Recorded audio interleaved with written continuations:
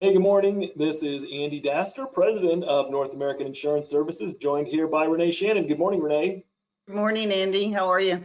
I'm doing fine. Thank you so much for the time. I wanted to talk to you a little bit about prospecting and more specifically in the senior market and Medicare. Um, but why should agents even be in the Medicare space? Give everybody a 2-second opportunity overview of the senior market. So the only thing that really I know about Medicare and senior market, and I'm encompassing senior market in that because it's Yep. not just Medicare. That's the fastest growing industry. It's not going anywhere, and it's residual income. I don't know about you, but I know agents that make $100,000 a year in residual income. So every January 1st, they wake up and they know they've got $100,000 coming in, whether they go to work or not. I don't know of any market or product line where you can build the kind of residual income like you can in the senior market. It is the strongest out there. You build, you build, you build, you build. It takes a little bit of time, Sure. but committed to doing it, there's just nothing else out there that will give you that kind of residual income. And it's almost like you're building this base where you have the luxury to be able to do what you want in life because you're not worried about today I got to make a sale or I don't eat. But think about this too, Andy, is one, it's the fastest growing insurance industry, but it's also the lease service industry. Right.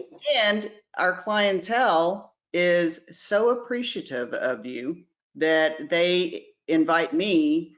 I've made a sawdust pie. I have no idea what a sawdust pie is, but I'm like, okay, great. Coffee and pie, I'm good.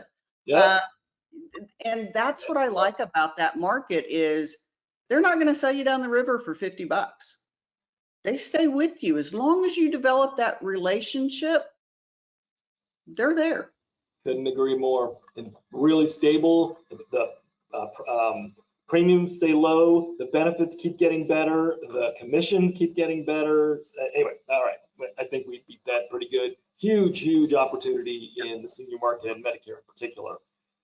So we were talking a little earlier, Renee, about an agent that we were just meeting with yesterday, and he was kind of getting started in the senior space, and he really liked it. He was really excited about it. But his biggest concern was how to find prospects. And he was telling me about how he was working with this FMO and he got some leads from them and didn't really have any good results, didn't have any success. Tell me about some of your best practices in terms of marketing. So I'm first going to tell you, don't do what I did, which I got in the market and I tried to do it all on my own. This is all about best practices. You're telling them not to do it, but I Yeah. agree. But why? Tell the audience why, when you give these best practices, should they not do it? Because I am one of the very few that stayed in the business, even though I struggled for probably 2 to 3 years. My learning curve should have been about 6 months, maybe a year. I didn't find a mentor. I didn't find somebody that knew what they already knew how to do and implement the same thing. I thought I could figure it out on my own. I'm a little stubborn, but so now I know that, and I tell people, if you want to get in this business, find somebody that's going to help you and cut that learning curve in half. Absolutely. Okay, so part of the reason I'm assuming you're saying this is because every agent is different. Mm-hmm. And even though you're about to give some tips, the truth is those are the tips that work for Renee Shannon. Sure. Yeah. And they may work for somebody else, but they may not. But what we were just talking about is so crucial is agents have to learn how to market and prospect. And they have to learn how to do it in a way that works for them. And what works for you may not work for them. Yeah. So getting into this business, I actually came to you and said, look, I'm not a great marketer. And I wasn't. But I wanted to be one. But I needed some guidance, some next steps of how to do stuff. And so that's the partnership business relationship I really talk about more than anything. And that is, but I learned how to be a good marketer. I am a really good marketer now. Now you're one of the best. Yeah. When it took some time, but I knew what I wanted. but I didn't know how to do it. So I had to go find people that knew how to do it and have them teach me how to do it. I don't care.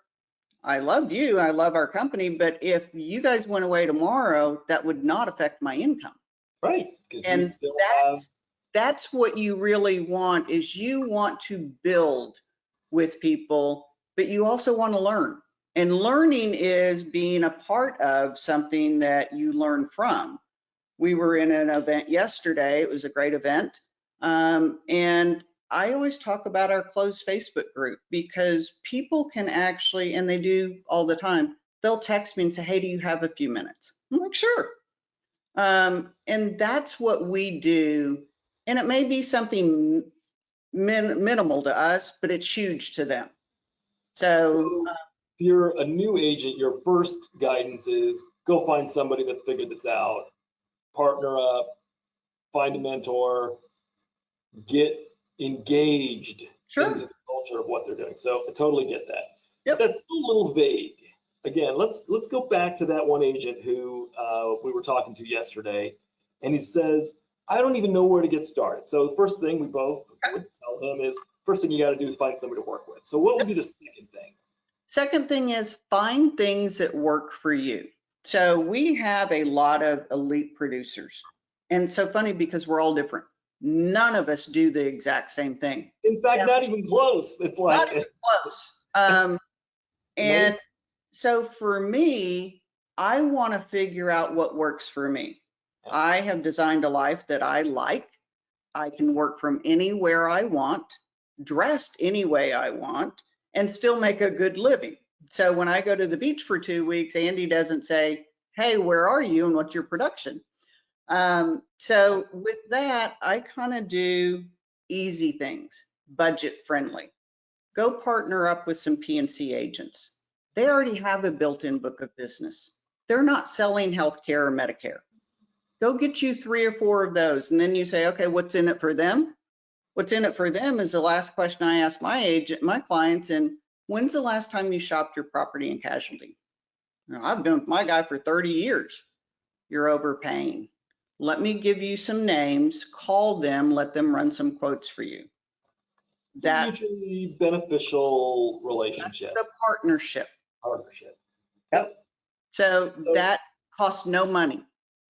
Totally agree with that. And we say none of our agents have anything in common in terms of how they market, but that's probably the one thing that they all do have in common. They all have some sort of relationship with somebody that makes their phone ring. Yep. And that's always the position agents want to be in, right? They want to build that network in a way where people start reaching out to them.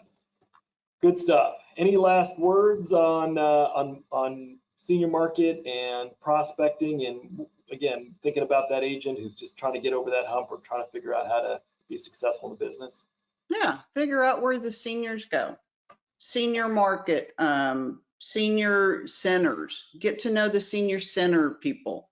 Maybe do a Medicare 101. Libraries are really good to do that. You don't have to spend money to do that.